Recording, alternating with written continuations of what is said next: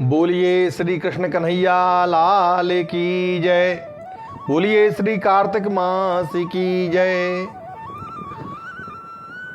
आज कार्तिक मास के 14वें दिन 14वें अध्याय की इस कथा को आगे की ओर अग्रसर करते हुए नारद जी कहते हैं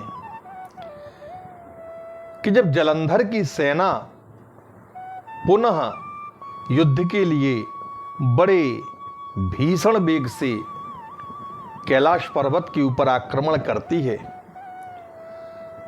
तो वे जलंधर के दैत्य नंदी, गणेश, कार्तिकेय इन सब गणों को देख करके क्रोध से द्वंद्व युद्ध के लिए दौड़ पड़ते हैं।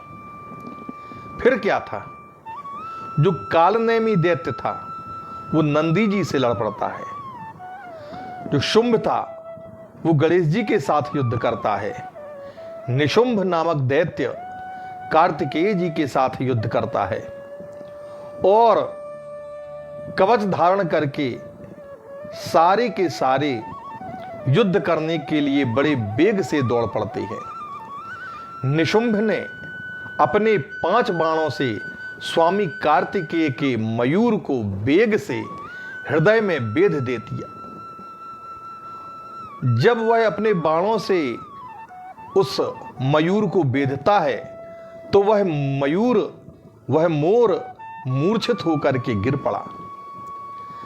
तब स्वामी कार्तिकेय क्रोधित हो जाते हैं और शक्ति को वे ग्रहण कर ही रहे थे, तब तक निशुंभ ने वेग से अपनी शक्ति से उनको गिरा दिया। तदनंतर नंदी ने बाणों के समूह से कालनेमी को बेध दिया और 7 बाणों से घोड़ों को तथा पताका को और उस कालनेमी के धनुष को काट दिया। कालनेमी ने भी क्रुद्ध होकर के अत्यंत क्रोध से नंदी का धनुष काट डाला। तब उस बलवान ने उस धनुष को त्याग करके कालनेमी की छाती में शूल मारा।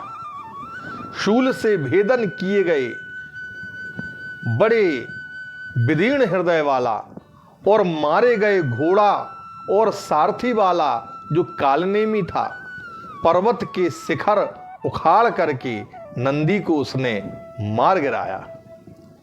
इसके बाद शुंभ और गणेश, जिनके रथ और मूस वाहन थे, वे दोनों युद्ध करते आपस में बाणों के समूह से परस्पर भेदन करने लगे।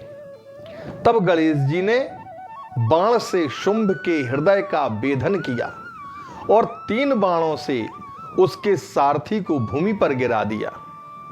शुंभ भी अति क्रोधित हो गया और बाणों की वर्षा करके गणेश जी को और 3 बाणों से उनके मूषक को भेद करके मेघ के समान बड़े जोर से अट्टहास करके गर्जने लगा। नारद जी कहते हैं कि हे राजन, बाणों से विदीर्ण अंग वाला वह मूसा चल भी नहीं पा रहा था। तब गणेश जी महाराज अपने उस मूषक को त्याग करके उससे उतर करके पैदल ही चलने लगे। इसके बाद गणेश जी ने छाती में फरसा मार के शुंभ को पृथ्वी पर गिरा दिया और फिर मूसे पर सवार हो गए। तब कालनेमी और निशुंभ दोनों एक साथ गणेश जी को बाणों से मारने लगे। जैसे कोई अंकुश से हाथी को मारता है, महाबली वीरभद्र उनको पीड़ित देख करके करोड़ों भूतों के समेत उस पर टूट पड़ते हैं। कूष्मांड, भैरव, बेताल और योगनियों के गण, पिशाच, योगनियों के समूह और गण, ये सब के सब वीरभद्र के साथ चल पड़ते हैं।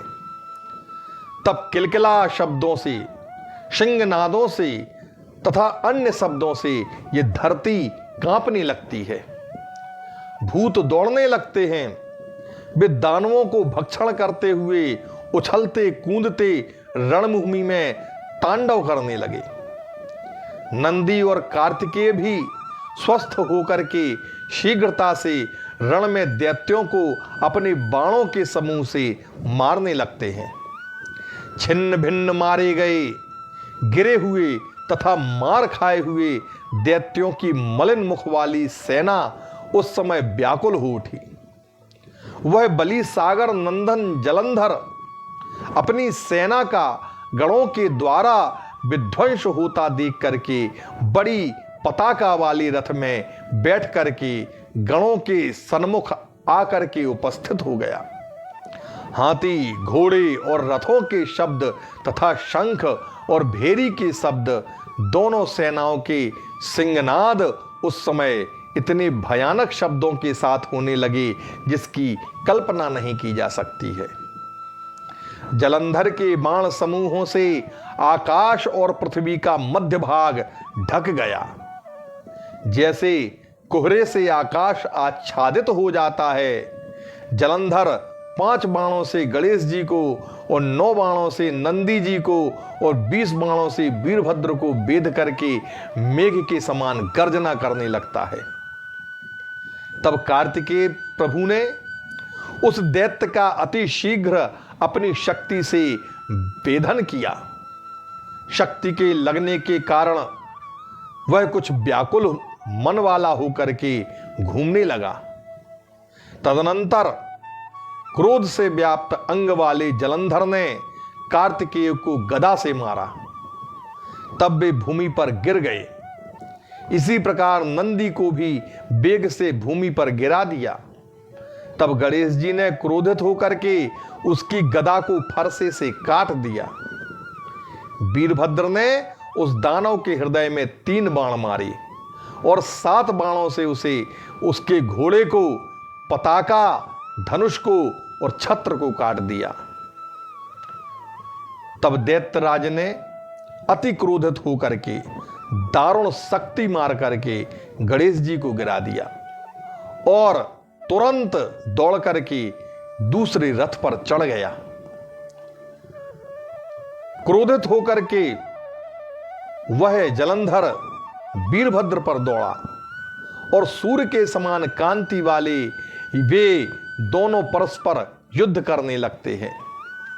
तब वीरभद्र ने अपने बाणों से उसके घोड़े को गिरा दिया और धनुष को काट डाला।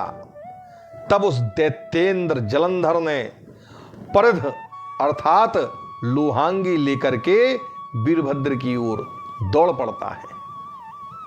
नारद जी कहते हैं उसने शीघ्र जाकर के परिध से वीरभद्र के मस्तिष्क में मारा।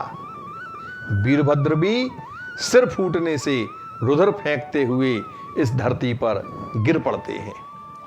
इस प्रकार का ये भयानक भगवान शंकर के गणों और जलंधर के बीच में युद्ध चल ही रहा है। इसके आगे की कथा को हम अगले अध्याय में सुनेंगे। बोलिए श्री पद्म पुराणे कार्तिक माहात्म्ये चतुर्दशोध्यायः। श्री कृष्ण कन्हैया लाल की जय। बोलिए श्री कार्तिक मास की जय। श्री तुलसी महारानी की जय।